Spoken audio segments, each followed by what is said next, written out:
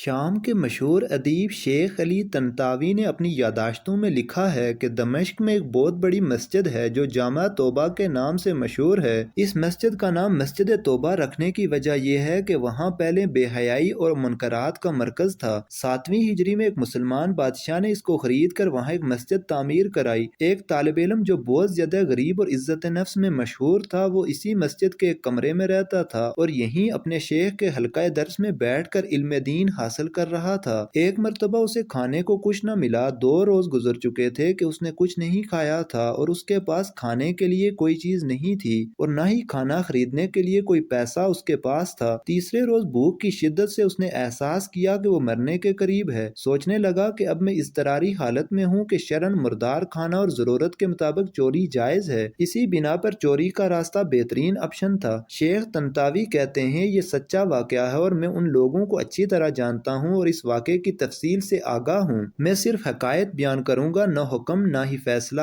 باقی نتیجہ و عبرت خود ہی اخذ کیجیے گا۔ یہ مسجد ایک قدیمی محلے میں واقع ہے اور وہاں تمام مکانات قدیمی طرز پر اس طرح بنے ہوئے ہیں کہ ایک دوسرے کی چھتیں آپس میں ملی ہوئی ہیں اور چھتوں سے ہی سارے محلے میں جایا جا سکتا ہے۔ یہ جوان مسجد کی چھت پر گیا اور وہاں سے محلے کے گھروں کی طرف چل دیا۔ پہلے گھر میں پہنچا تو دیکھا وہاں کچھ خواتین ہیں تو سر جھکا کے وہاں سے چلا گیا۔ بعد والے گھر پہنچا تو دیکھا گھر خالی ہے لیکن اس گھر سے کھانے کی خوشبو آ رہی ہے۔ بھوک کی شدت میں جب کھانے کی خوشبو اس کے دماغ میں پہنچی تو اس کو اپنی طرف کھینچ لیا۔ یہ مکان ایک منزل تھا، چھت سے بالکونی اور پھر وہاں سے صحن میں کود گیا۔ فوراً باورچی خانے میں پہنچا، دیگچی کا ڈھکن اٹھایا تو اس میں بھرے ہوئے بیگن کا سالن تھا۔ ایک بیگن اٹھایا، بھوک کی شدت سے سالن کے گرم ہونے کی بھی پرواہ نہیں کی، بیگن کو دانتوں سے کاٹا اور جیسے ہی نگلنا چاہا تو اسی وقت عقل اپنی جگہ واپس آ گئی اور اس کا ایمان جاگ گیا۔ اپنے آپ سے کہنے لگا، خدا کی پناہ میں طالب علم ہوں، لوگوں کے گھر میں گھسوں اور چوری کروں۔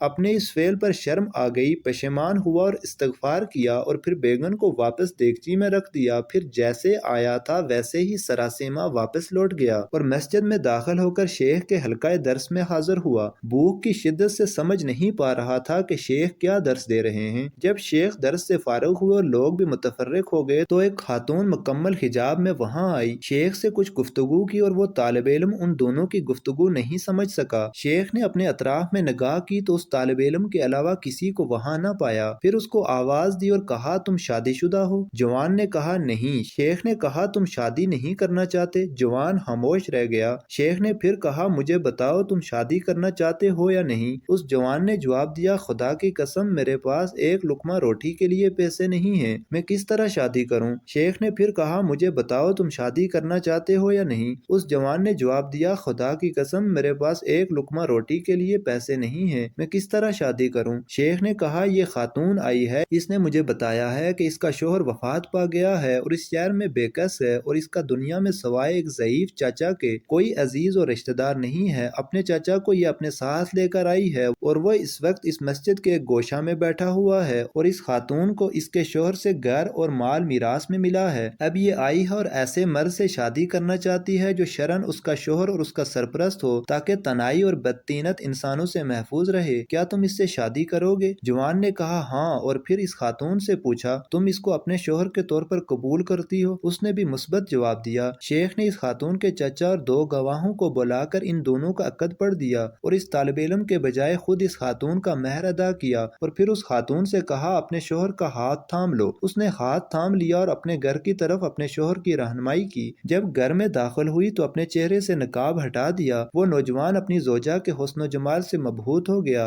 اور جب اس گھر کی طرف متوجہ ہوا تو دیکھا کہ وہی گھر ہے جس میں وہ داخل ہوا تھا۔ زوجہ نے شوہر سے پوچھا کہ تمہیں کچھ کھانے کے لیے لے آؤں؟ کہا، ہاں۔ اس نے دیگچی کا ڈھکن اٹھایا اور بیگن کو دیکھا اور بولی، عجیب ہے، گھر میں کون آیا تھا اور اس نے بیگن کو دانتوں سے کاٹا ہے؟ وہ نوجوان رونے لگا اور اپنا قصہ اس کو سنا دیا۔ زوجہ نے کہا، یہ تمہاری امانت داری اور تقوی کا نتیجہ ہے، تم نے حرام بیگن کھانے سے اجتناب کیا تو خدا نے سارا گھر اور گھر کی مالکہ کو حلال طریقے سے تمہیں دے دیا۔ بے شک جو کوئی اللہ کی خاطر کسی گناہ کو ترک کرے اور تقوی اختیار کرے تو اللہ پاک اس کے مقابل میں بہتر چیز اس کو عطا کرتا ہے۔